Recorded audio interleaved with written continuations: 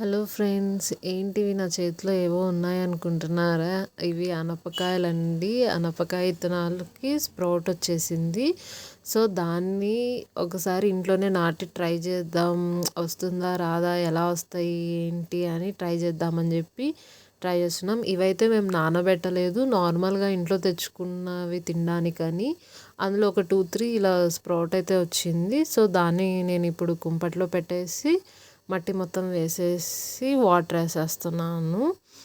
చూద్దాం ఇది ఎలా వస్తుంది చెట్టు ఏంటి అనేసి, ఎన్ని రోజులకి వస్తాయి చెట్టు అన్నీ చూద్దామండి.